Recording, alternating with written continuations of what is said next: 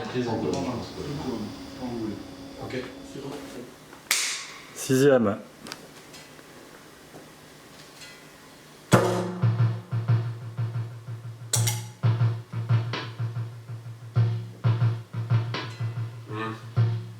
C'est un peu too much le noise qu'on a.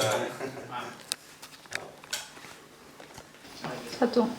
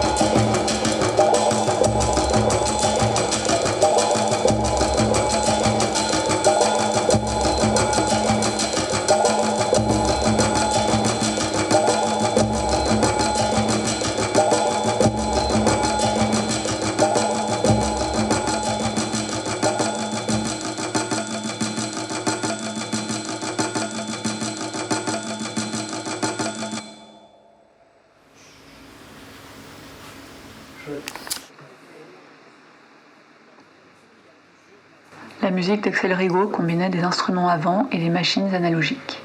Le set d'instruments proposé ce soir-là lui compliquait l'adaptation d'une de ses dernières compositions. Mais ce n'était pas bien grave, car Axel Rigaud était habitué à l'improvisation qui se plaçait au cœur de ses créations. Au bout de quelques heures, il avait apprivoisé les objets mis à sa disposition.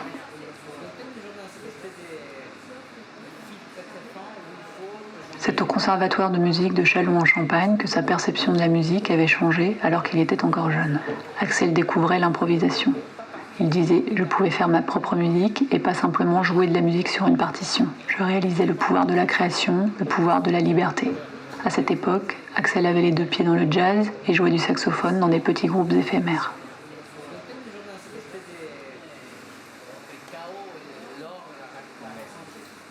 Il avait eu des phases boulimiques où il consommait énormément de musique, concentré sur la technique. Il disait « Aujourd'hui, je cherche à reconstruire un environnement favorable à la création en me fixant des limites. Quand on a moins de choses à notre disposition, ça peut nous permettre de retrouver nos débuts, de revenir à cette période initiale où tu sais moins de choses, mais où tu as envie de faire et où tu fais avec les moyens que tu as. »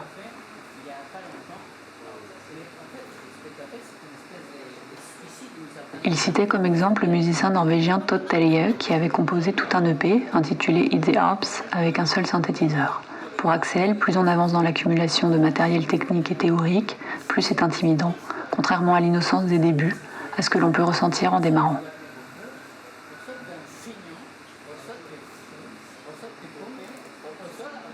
Pour Axel, il y a 10 ou 20 ans, c'était presque plus facile de faire de la musique électronique. Aujourd'hui, la précision chirurgicale des logiciels et de l'ordinateur a défini un standard et a ouvert des possibilités infinies. Axel disait « Soit on renonce à l'ordinateur et à sa précision, soit on accepte de l'utiliser et on réussit à fixer des limites pour ne pas se laisser envahir par l'infini des possibles. »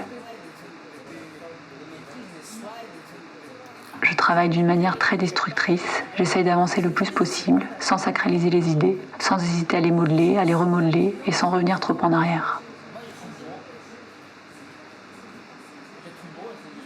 Vers la fin de la soirée, la discussion avait tourné autour d'expériences psychédéliques et de l'usage des drogues dans le processus de création. Axel trouvait que cela pouvait être amusant, qu'il y avait une aura assez particulière quand on jouait dans cet état, mais pour lui, c'était plutôt quelque chose de romantique. Il disait « Je crois que l'art s'ancre plutôt dans le réel. Le présent, c'est une source d'émerveillement perpétuel. C'est un miracle que l'on soit là en train de se parler. »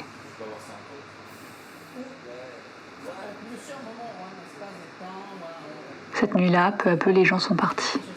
Axel était resté jusqu'à la fin, à discuter, à boire avec les derniers. Dehors, il gelait. À 2h19 du matin, les lumières et le son de la cave de Stay Hungry s'étaient éteintes.